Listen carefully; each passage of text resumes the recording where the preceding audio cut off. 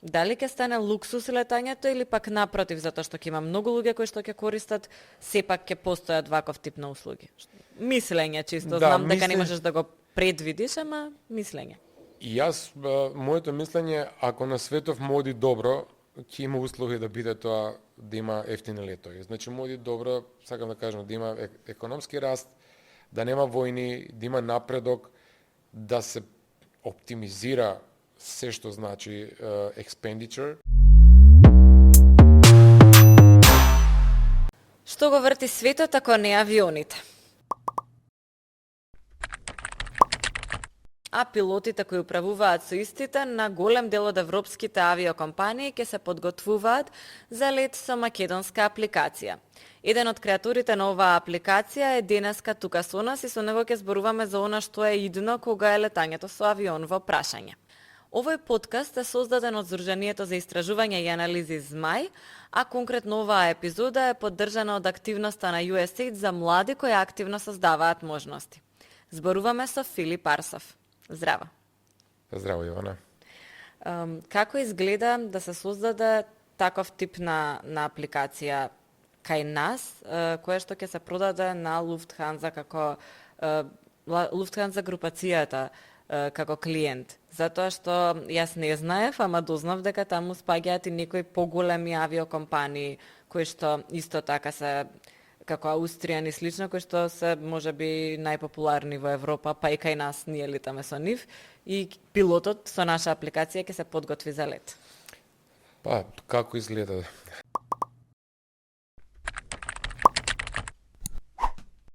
Многу интересно. На кратко кажано, нели, очигледно е дека добра идеја, многу работа,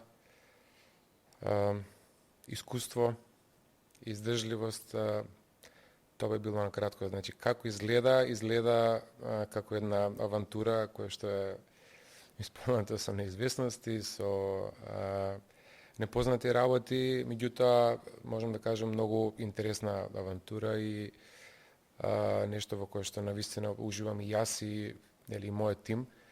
Убаво кажа, таа апликација е нели наречена Airport Briefing е создадена од тим од луѓе, нормално не е само од мене и од мојот партнер, иако најголем дел од работата, односно од идејата доаѓа од мојот партнер кој што е пилот.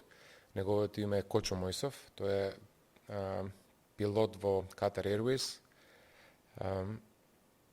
Пилотира Boeing 777, тоа е еден од тие прекоокеански авиони кој што превезува околу 400 патника, чини околу 400 и до 500... И точно знаеше што му треба, дека му треба ваква апликација. Него веројатно и на сите други предпоставувам. Да, апсолутно. Тој креативен процес дека така некако би почнал. Да, фактички реков дека вози или управува со авион кој што чини 400 до 500 милиони евра.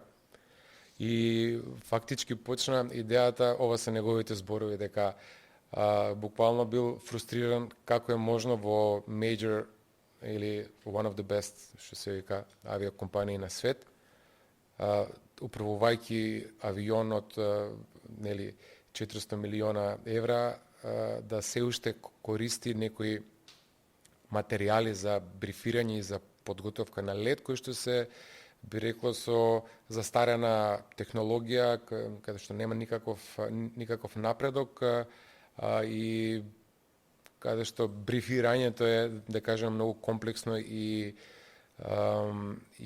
неефикасно. Така и ако го прашаме него, например, па еве и тебе, што го врти светот, што ќе биде одговорот? Што го врти светот? Па ако ја можам да кажам, ако искрено, веројатно нема да има врска со Airport Briefing, го вртат парите и суетата, за жал. Ама односно, тие се најгласни, би рекол, иако сакам да верувам дека светот го врти љубовта. И авионите. Авионите се вртат околу светот. Да. Добре. И ги да кажеме, ги приближуваат луѓето. Значи, овозможуваат да бидат поблиски, да можеме да истражуваме и да патуваме, да ги гледаме нашите сакани кои што живеат на дистанца и така натаму и така натаму. И да учиме за да учиме едни за други и веројатно се едни од виновниците за глобализацијата или за приближувањето на луѓето покрај интернетот, кој што е несомнено главната врзна. Тоа би било некое идеализирање на авионите, зашто постојат за да ги поврзуваат луѓето и тоа е навистина и веројатно една од главните причини зашто сите патуваме, дел од нас и за тоа што мораат патуваат, ама оние кои што ги управуваат практично авионите мораат да бидат многу подготвени за условите на патот. Јас се обидов на кратко да ја себе си прво да си објаснам апликацијата ваша, за тоа потоа да можам истото да го направам и тука. И станува збор за апликација во која што се спојуваат сите информации за времето, теренот и сето останато што му се потребни на пилотот за да се подготви, или нешто како во утринска програма кога се јавуваат на АМСМ, Управа за хидрометеоролошки работи, Државен завод за спасување и помош и слично, и да добием информации за услови на патот. Вие такво нешто правите, ама за пилоти, практично. Или грешам? Како би се кажало на англиски more or less. Не, фактички, апликацијата се вика Airport Briefing. Очигледно е дека тоа служи за брифирање за аеродром. Нели?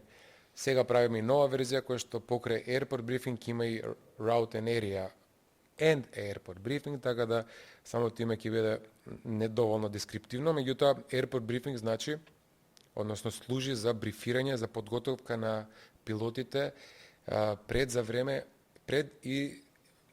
на лет. Се прашувате па дали сигурно нели до сега пилотите си користат некои материјали. Како до сега го правеа тоа? Апсолутно дека користат материјали и се брифираат, меѓутоа проблемот е што тој процес на брифирање е недоволно ефикасен и би рекол не е поддржан со вистинската технологија. Ке се зачудите, меѓутоа најголемите авиокомпании тој дел од нивната проблематика не е доволно регулиран. Тоа Како се брифираат со PDF фајлови, нешто така? Да, значи тоа се вика целиот дел се вика Operational Manual Part C, Route Area and Airport Briefings, каде што пилотите моментално имаат PDF-и на кои што пишува дали на тој аеродром има prevailing winds од исток или дали има birds threat, значи дали има некои птици заканот птици во превод. Птици, дали е параглайдер ерија или треба да се знае која писта,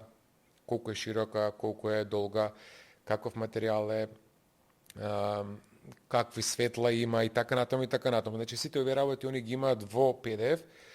Ние тоа што го направивме и што е уникатно во нашиот производ е дека ние тие информации ги прикажуваме во 3D. Значи направивме за секој аеродром имаме 3D терен врз кој што ги прикажуваме податоците кои што досега пилотите ги конзумирале преку PDF.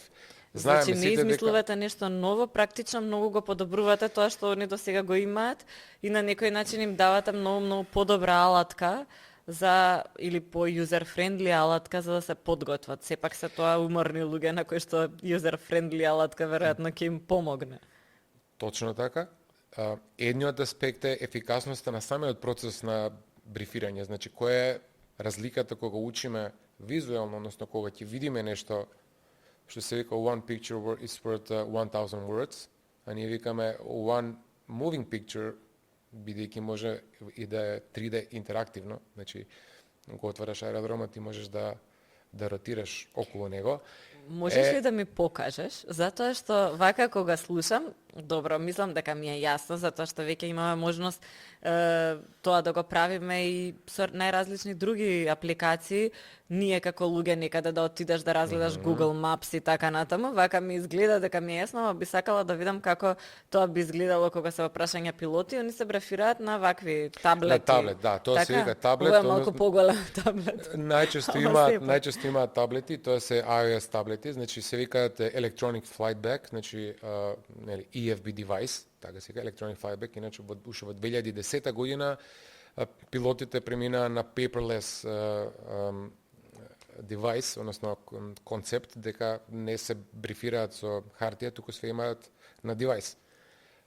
Сега сме 2023. И добиваат PDF на Да, PDF. девайс. Сега јас можам Сега ќе добиваат нешто подобро. Да, покажам. те молам. Можам да притиснам на кој сакам од... Вака, само малку. Ќе направам јас да кажеме, ова е листа на аеродроми, и ќе го Добре. изберам Инсбрук. Значи, Инсбрук. Инсбрук, ова е, да кажеме, еден карактеристичен аеродром кој што се наоѓа во Австрија и кој што е многу, да кажеме, е лоциран во многу планински предел. Не и се. Добре. Значи, ова е софтверот кој што гледате, има 3D интерактивен терен каде што пилотот може да дојде и да го види теренот. Првиот слайд е, да кажеме, некој general overview, па после тоа имаме терен, па после тоа имаме MSA, minimum sector altitude, па имаме уште ред други информации, да не идам сега по ред кои што фактички пилотите, на пример, може да види кои се, што сум притиснал тука, се approach facilities, дури имаме можност да кажеме, на пример, Добро, овде јас можеме да горе-доле добивам слика дека ова е практично ги има сите елементи кои што му се потребни на пилотот, ги гледа дали ова е лайв во моментот како е ова пистата? не е лайв, не е Добре. лайв, иако податоците се актуелни.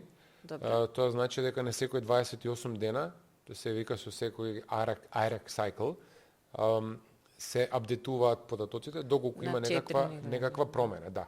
Добре. И на секој 28 дена добиваме ние нов сет на податоци од нашиот партнер Lufthansa системи.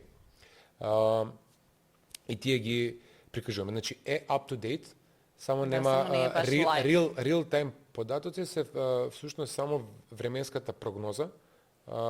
Ги има и тие податоци тука, а останатите работи не се real time, бидејќи нема Значи, нема повторно потреба. временската прогноза е и тоа како важна. Да. Добра. Еве само уште и ова да го покажам, само ова е интересно бидејќи ги покажува процедурите на летање. Ова е на пример еден пример од approach. Значи фактички Аха, како на добиваме оние игрици каде што го Да. гледаш, може да си го следиш. Ова е фактички симулација на еден approach. Конкретно не сум сигурен што Approach е пристап кон самиот финалната фаза.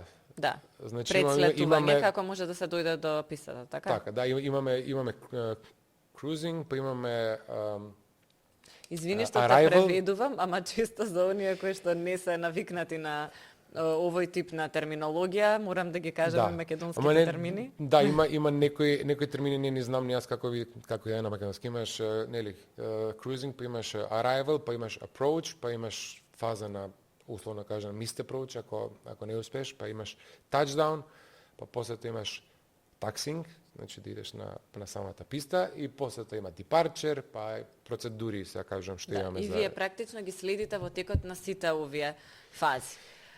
Мене ми е ова доволно, мислам дека нема да се спремиме сега во моментов сите да бидеме пилоти. Јас мислев дека е исто како водител на утринска, искрено, не знам. Сега сваќам дека е многу покомплицирано, се шегувам. Секако дека е многу комплексна и самата апликација и мора да биде таква, особено со оглед на тоа колку долго сте ја развивале. апликацијата, првите разговори, јас проверував некои мейлови малку кога се подготував, се декември 2014, кога јас и Кочо се запознавме, да кажеме, подобро. Меѓутоа, Synapse Авиација, значи фирмата која што, нели нашата фирма која што го развива софтверот е established или founded, основана 2016. Првата Добро, тоа се презентација... доста години на развој до првиот голем клиент. Да, доста години на развој се, ако ги броиме од основањето 2016 и од првиот лонч, значи првата, да кажеме, верзија на софтверот која што беше употреблива, тоа е во 2017 година.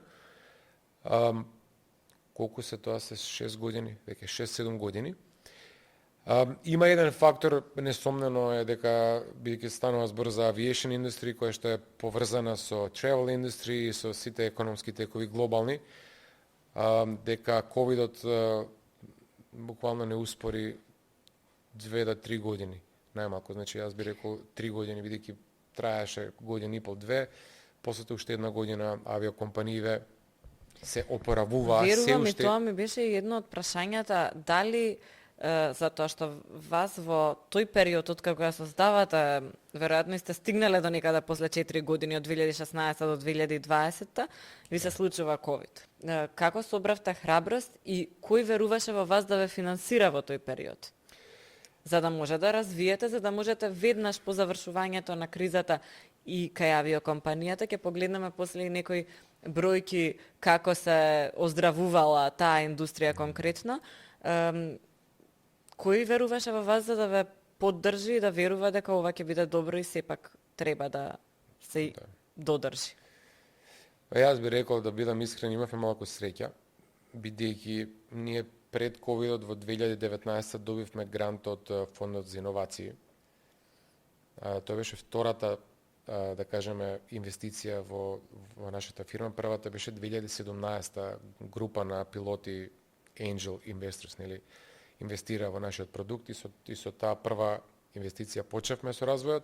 Во 2019 дојде... Значи, први кои што веруваат во вас се пилотите. Да, апсолутно, бидејќи оние го препозна потенцијалот и мислам тоа е само логично, нели, да луѓето од твојата индустрија да го видат тоа, не може никој друг, бидејќи стварно е самата апликација буквално се однесува на еден ниш. Да. Ниш маркет, и од тој маркет имаме еден специфичен проблем кој што го решаваме. Значи баш буквално треба да имаш експертиза, да. Значи првата инвестиција 2017, втората 2019, ние баш мислам дека завршивме со Фонд за иновации сите документи, ние го добивме грантот во 2019 есента. Првата исплата тргна во декември. Тоа беше 18-месечен период на финансирање. И тоа ве премости практично тоа ни даде кислород. Значи, ние имавме клиенти, ние имавме веќе 8 авиокомпании, меѓутоа не бевме break even. Значи, ние немавме доволно пари. Така повеќе трошевте отколку што заработувавте, дури со првите клиенти, првите авиокомпании кои на некој начин верувале исто така во вас, им било корисно, меѓутоа претпоставам тоа се помали авиокомпании. Тоа се помали авиокомпании, помали договори, да не кажам символични, бидејќи мора така да се почне, нели? Да. Али квалитетот, односно тоа што е битно примање на такви клиенти е дека го валидираш производот и дека понатаму е многу полесно да клиенти реални дадат валидација за твојот производ. Меѓутоа, поентата беше да се вратам малку на делот дека имавме храброст.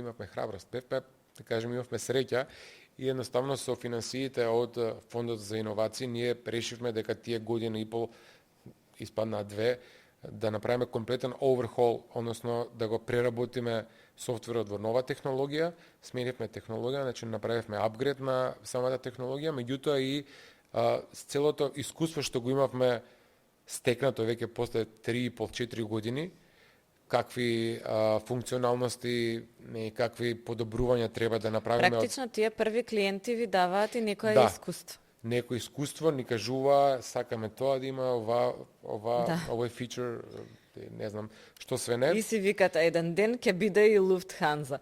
Сега во таа насока многу ги промовиравме Lufthansa, ама добро ќе ги промовираме тие што купуваат македонски производи, немаме проблем со тоа.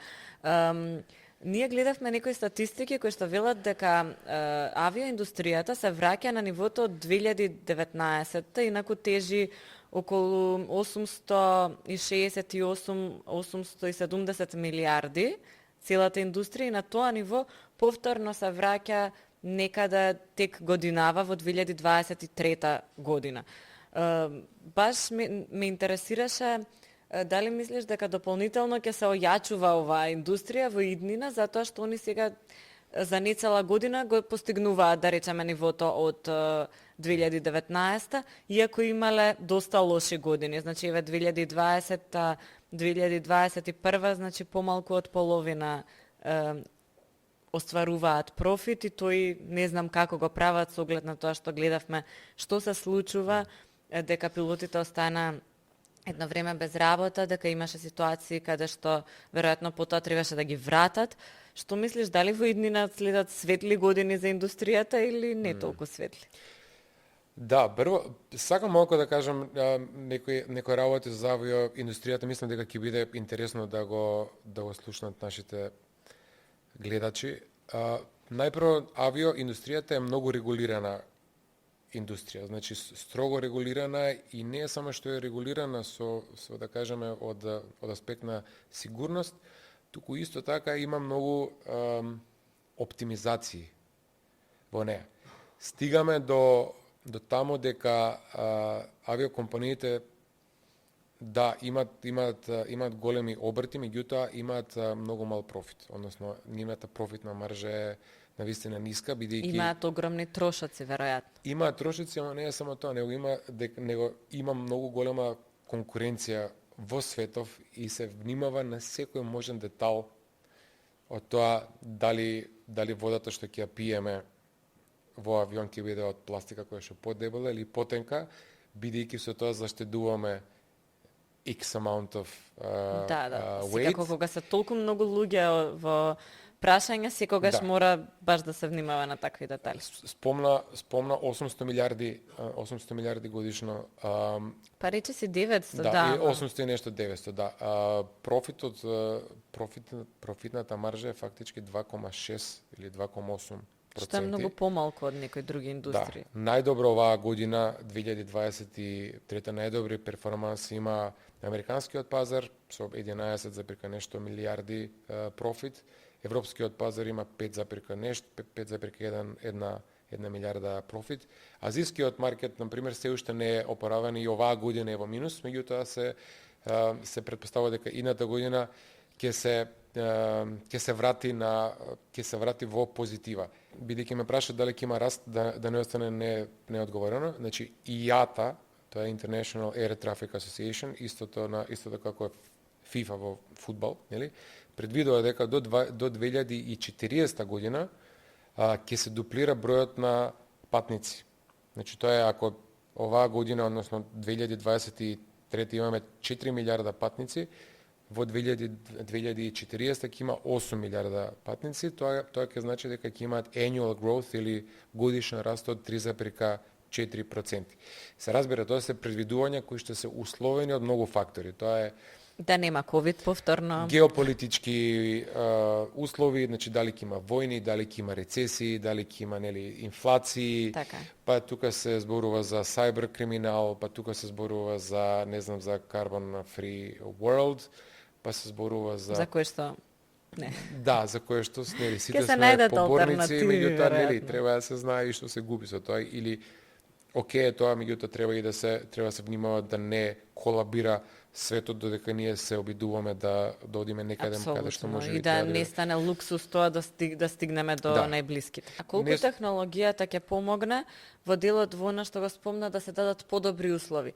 Едно е безбедноста, значи да нема оние човечки грешки кои што водат на крај кон ретко се случуваат несреки кога се авионите во прашање, меѓутоа сепак дали е возможно воопшто да ги нема ако се користи повеќе некоја квалитетна технологија или пак за да помогне за некои едноставни работи од типот на да не се губи багажот и слично, веќе има технолошки напредок во многу полиња, мораме да кажеме, ама колку технологијата ќе ни ги подобри условите на нас како корисници? Што се однесува до технологијата, дефинитивно мислам, одговорот е очигледен. Да, се разбира дека технологијата ќе помогне да се подобрат условите на авиопревозниците, мислам, не е само на авиокомпаниите, туку и на искуството на самите патници. Со тоа што... А ефтини летови ќе продолжат ли да постојат? Има некои трендови, особено ја спомнавме и американската авиоиндустрија која што е многу моќна. Генерално има некои движења кои што почнуваат да бараат да се тргнат оние дополнителни трошоци кои што се наметнуваат најчесто кај нискобуџетни компании, понатаму да има некоја минимум услуга која што ќе се добива во авиони слично. Дали ќе стане луксус летањето или пак напротив, затоа што ќе има многу луѓе кои што ќе користат, сепак ќе постојат ваков тип на услуги? Мислење чисто, знам дека не можеш да го предвидиш, ама мислење. И јас, моето мислење, ако на светов му оди добро, ќе има услови да биде тоа, да има ефтини летови. Значи, му оди добро, сакам да кажам, да има економски раст, да нема војни, да има напредок, да се оптимизира се што значи expenditure, значи да бидеме поефикасни, се разбира, ќе зависи од колку брзо ќе напредува технологијата, дали ќе имаме електрични, односно electric power, како се вика, generated, да кажеме, flights, дали ќе имаме ефтини фосилни горива и така натаму, значи сите услови. Така да Мислиш дека накратко дека најверојатно нема да исчезнат доколку светот е во нормала, што е нешто што малку Да. го подзаборавивме. апсолутно, да. Мислам дека нема да исчезнат доколку е светот во нормала. Доколку не е во нормала, тогаш Други ќе правила на осетиме. игра ќе бидат. Да, и мислам дека нема да не биде толку проблем дали ќе летаме или не ќе имаме многу други проблеми, многу побитни. Верувам, знаејќи зашто кој е подтекстот на ова, ама ајде малку од геополитика да те вратам дома, дали мислиш дека на Македонија и треба сопствен авиопревозник, односно македонска компанија која што ќе има своји авиони, како што некогаш имаше желба да се создаде, или пак можеби барем некој регионален превозник од кој ќе бидеме дел, или па добро е вака како што е да продолжиме со оние субвенционирање на летови, затоа што државата финансира летање на еден или друг начин. Значи, у Македонија имаше национални авиопревозници, Авиимпекс, Палер, МАТ. Зошто ги нема?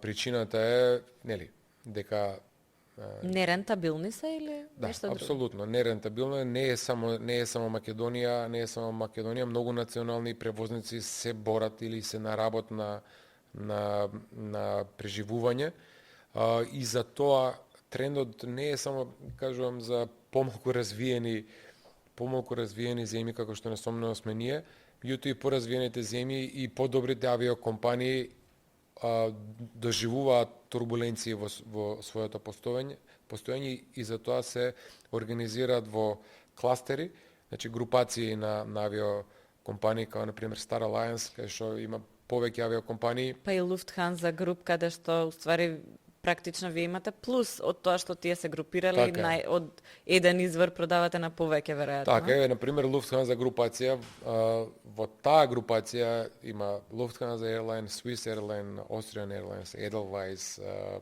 Air Dolomiti и така натаму. Значи, ама можеме ли ние овде да си создадеме нешто? дали ние можеме? Тоа? Па, дека можеме, меѓутоа дали е потребно? Јас повеќе би рекол дека е можеби, мислам, пазарот ќе си каже дали е потребно или не. Јас не гледам потреба да правиме нешто кое што ќе биде поскапо и кое што ќе биде, да кажеме, со пониско ниво на безбедност или едноставно ќе реплицира нешто што веќе го има и што е поевтино, да кажем, и подобро.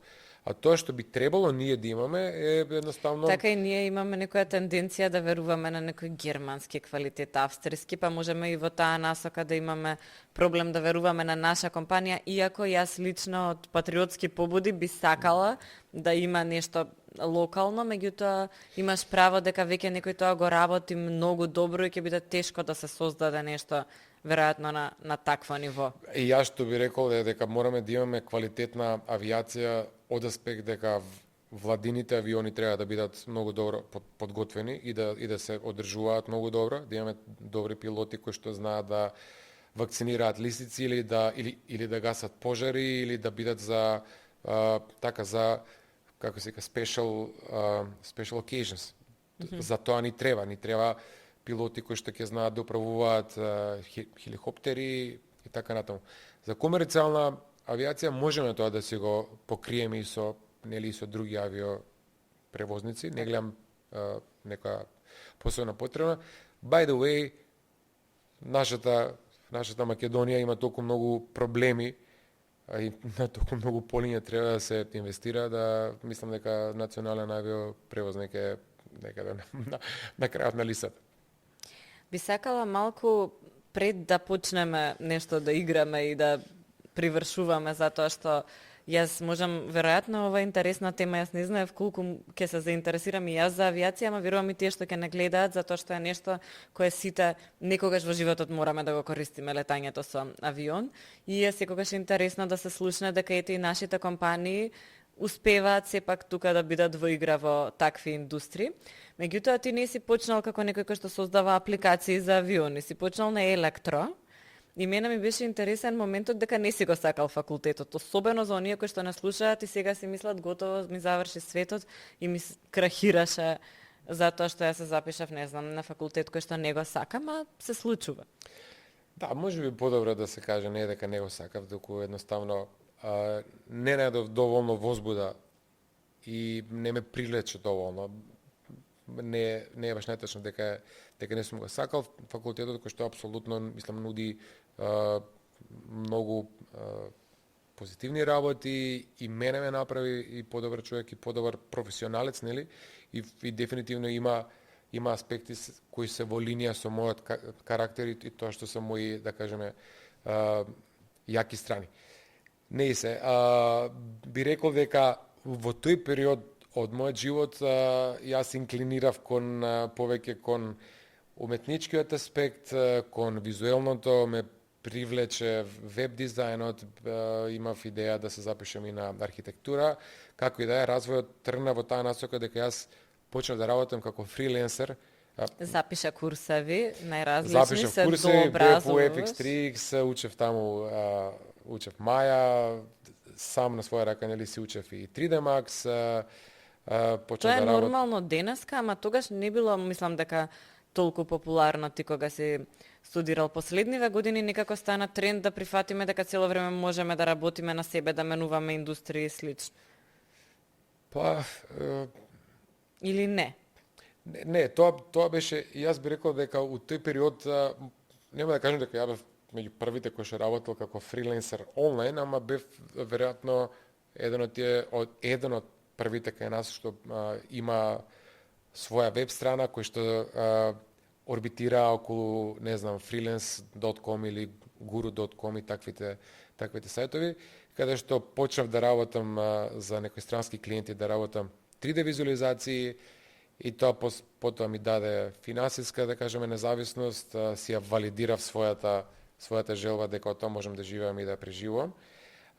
И Им by the докажа way, на твоите дома и на сите останати така дека е, е подобро од вработување во некоја компанија и така натаму. Им докажав Во дека тој тоа што ја го момент. сакам, дека прво мислам нели дека не сум луд, дека тоа е ја што го сакам, Што е ти вика, оправдано. вработи се во Мобимак или нешто слично, зошто си решил сега сам ќе работам, ќе се снаоѓам? Како беше она, сине, да имаш храна и превоз, да бидеш осигуран, тоа ти е Не, Важно е да шалам бидеш само, ако осигуран, ама- значи, моите родители го немаат тој менталитет и ми дава целосна поддршка, а поентата е за да не бидам многу конфузен, поентата е дека окей да сгрешиш, дури големи прашања како избор на факултет, избор на професија. Има време да се врати човек и да се коригира. Најлошо е да се лаже. Значи, да се лаже себе си, нели? Дури да потрошиш 4-5 години, на крајот ќе излечеш од тоа поука, ќе научиш нешто за себе и ќе гледаш напред и ќе кажеш јас ова веќе нема да го правам или нема да правам оваква грешка. Одам напред, повеќе треба да се слушам себе си и да го правам тоа што вистински јас гледам дека можам да го правам добро и да го сакам. Има простор за напредок и еволуирање и не само што има простор, туку мислам дека оваа четврта револуција, вештачката интелигенција и сето она што ни се случува, не следи веќе, туку се случува, и тоа како ќе не натера да размислуваме за некои нови алтернативи на она што го работиме, особено ако нашето работно место е повлијаено од тоа, па сакав во таа насока да те прашам, бидејќи одреден период работиш во областа на веб дизајн, можеби и се уште твојата компанија работи со веб дизајн. Што мислиш во таа насока? Баш имавме тука еден гостин, Дарко Вилков, кој што вели за неколку години, можеби и 3 до 5 години, нема да ни требаат веб дизајнери, барем за оние основни веб сајтови да се создадат. Затоа што тоа ќе го прави некоја вештачка интелигенција, некој програм налик на ChatGPT и сите оние кои што сега се присутни. Да, јас би кажал дека најверојатно е во право, не сум сигурен за годините, дали е 3 или 5 или колку. Многу е тешко да се предвиди. Имаше неколку револуции, да кажеме, например во VR, односно virtual reality headsets, кога излезе првиот модел пред не знам колку години, да кажеме 10-15 години. Да, тоа никако Само да ако- зафати. Никога да зафати, а цело време беше као еве сега за година 2-3 ние сите ќе бидеме. Значи ајде да видиме што ќе се случува. Дефинитивно уште сега, уште ден денес се користи чат GPT, artificial intelligence, и јас го користам речиси секој ден. Значи се убрзува процесот, се прави уште поефикасен, посигурен. Дали човечкиот фактор ќе биде обсолет, односно ќе биде воопшто непотребен, ќе видиме.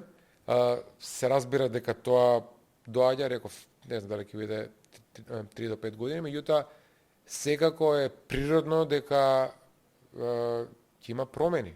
Значи, единственото И нешто треба што да е вечно размислуваме и да се адаптираме, веројатно. Да размислуваме сепак малку напред Апсолутно. од она што денеска го правиме. Постојано треба да се адаптираме и треба да имаме таков мајндсет дека постојано има промени. Значи, единственото нешто што е вечно, што константно, тоа е промената. Но сакам да докажам дека не може да стане секој пилот одеднаш сега да ми текне мене денеска, иако не возам кола за оние кои што не знаат. Тоа може да е и плюс и минус. Не можам да станам веднаш пилот. Сега, ние сакавме да те провериме тебе како си со способноста за летање, со една игрица која што ја најдовме, нема да ја промовираме толку многу. Само момент. Еве, повели пробај да слеташ авиончиња на едно островче. Не е ова толку комплицирано како вашата апликација, мајде да пробаме. Да видим. Целта е секој од авионите да го слеташ на пистата без при тоа да се удрат меѓу себе. Им даваш рута, А како го, чекај само да видим се како давам рута. го фаќаш авиончето кое што доаѓа и го поврзуваш со пистата. Аха. И најверојатно ќе ти се судрат во даден момент, Да, ама ајде уште еден ќе направиме. ајде уште еден. Добро. Пробај, не знам што се случува таму, Значи, ама јас жолтото 2 пати успеав и да го ги спуштам слетам. на жолтото, така. Да. Синото ставам веројатно на... Со тоа што треба да избереш рутата која што нема да предизвика двете сини или жолти да се судрат кога слетуваат. Аха. Значи можеби ќе треба подолго едниот да врти, што не се случило на сите разбирам. никогаш, Да, за да слета супер. без да се судри. Одлично. Ти Ова е- оди се уште? Јас сум супер, еве, убаво си го возам ово, иако ова е за контрола на лет. Значи, ова прават контрола на лет, луѓето прават, Контрола на лет. прават Добро. сепарација Се извинувам. на рутите, ама добро. Имам Контрола другар кој на што лет работи, може. имам другар кој што работи на контрола на лет. И па Владимир добро, во Војсов, тој- го поздравувам. Да, и ние го Нели? поздравуваме, може и да дојде да проба. Да, Ама супер, али веројатно тоа секој ден го супер прави. фан. Да, супер фан. Thank you very much. Добро, ова беше успешно. Јас се надевав дека барем еднаш ќе ти се судрат авионите, како што ми се случи мене, ама се гледа сепак дека искуството е тука. И сакав на некој начин да пробаме дали ете можеш да се пренасочиш и во нешто друго кога веќе си навлегол во авиобизнисот, да се откажеш, еве, супер апликацијава тера, од утре сум контрола на лет, значи може. До другарот ако имаат оглас, да знаат. Сакам на крај, меѓутоа веќе и имавме една силна порака до младите како да размислуваат за да создадат нешто свое и дали е секогаш важно да се создаде нешто свое и да се обидеме да создадеме нешто свое или пак потребни ни се и луѓе кои што се квалитетни во нешто го работат, па и да го работат за некој друг. Како да го направиме тој баланс и избор во животот, дали правам нешто за себе или пак сум најдобар во она што го правам без разлика дали газата е некој друг. Па, Тишина. Да. Треба да се почне од почеток. А почетокот е дека човек треба да се запознае најпрво себе си. А тоа е знаеш преку работа некаде или? Тоа е преку, како се вика, self-observation или self-awareness. Значи, мора да работи на себе, да знае што му е пријатно, што е негов интерес, во што наоѓа смисла, кој е неговиот потенцијал, каде најдобро се чувствува, какви интереси има. Сите овие прашања, мислам дека многу голем дел од младите, вклучувајќи и мене кога сум бил до некаде во одреден период од мојот живот, сум ги игнорирал и биле Ваму се прават пари, ваму ќе одам да, во таа насока. биле со почнувајќи од најниските нивоа на човечка потреба, тоа е нели почнувајќи од физиолошката потреба, па социјален статус и натаму и така натаму, ние сме некаде доле каде што викаме дај да видиме како можеме да преживееме и да живееме подобар живот од нели од нашите родители. Ако збориме се кој растал во 90-тите, 80-тите, 90-тите, нели? Тоа било примарното. Потоа доаѓа Целта е да биде подобро од што е. Па потоа доаѓа добро, оке, сега јас сум сигурен, имам финансиска независност, ајде сега да видиме каде можам тука да се подобрам. Мислам дека сега се сменети или би требало да се малку поинакви времињата да имаме најпрво младите дека имаат пристап до информации, знаат што се случува во светот, и мислам дека имаат подобра слика околу тоа што значи да се работи една професија или друга и едноставно подобро да се подготват и да изберат што сака да работат. Во секој случај, мојот совет е дека прво треба да се слушаме себе си, второ да се обидуваме и да действуваме и да правиме грешки. Значи, младите, односно, постои период во животот од 20 година, нели, до 30 веројатно, ајде да кажеме, може би помалку, ама кога младите треба да експериментираат и да се обидуваат една работно место, една работа, друга работа, да менуваат и да истражуваат, за да сгрешат, колку повеќе грешат, толку побрзо ќе учат и толку повеќе ќе научат што е тоа што го сакаат, што е тоа што не го сакаат. Се разбира, тука постои еден феномен кај нас на стигматизација од неуспех, од неуспех, да. Да, ама тоа треба полека да почнеме да излегуваме од тоа, затоа што не може да има големи успеси ако не се обидуваме, веројатно. И јас лично го имам тој страф од неуспех и мислам дека многу луѓе кај нас го имаат, затоа што сепак подсвесно го имаме она сигурното, дека треба да е сигурно, дека мора да е совршено, а и не секогаш мора да е така. Важно е некогаш и да се проба, па да се утне.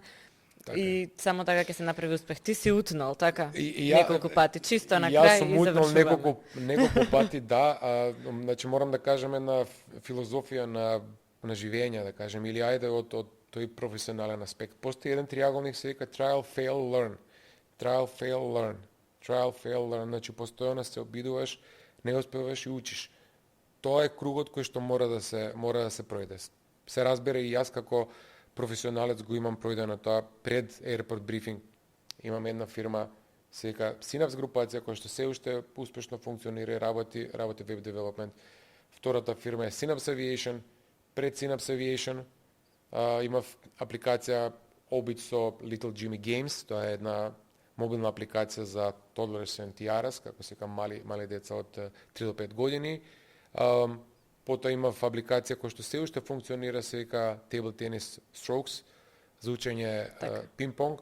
Двете апликации беа мој обид да ја направам нешто големо, меѓутоа и не поврзани меѓу себе, некако сигурно имаше lessons learned за на крај. Апсолутно.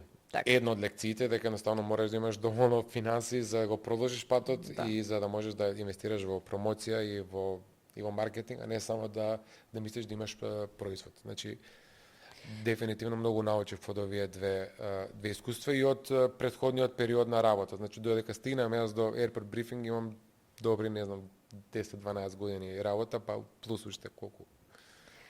Филип, драго ми е што дојде да ја раскажеш твојата приказна, односно приказната на Airport Briefing повеќе и она што се случува во светот кога е авиацијата и летањето во прашање. Ти благодарам што ни го раскаже и твојот пат, затоа што верувам дека ќе влијае мотивацијски на некој кој што сега почнува, па може би треба да ги прави и првите грешки, или пак некој кој веќе направил грешка и да продолжи да се обидува и така натаму. Светот го вртат веројатно и идеите, така што ти благодарам што Иве си ја имал оваа идеја, си ја реализирал и се гледаме повторно. Ќе најдам некоја покомплицирана игра следниот пат. Ти благодарам, Јована, за поканата, навистина ужива во ова интервју и во овој подкаст и ти посакувам многу успех во работата што правите со подкастите сега и да, се надевам дека ќе имаме друга прилика повторно да се дружиме.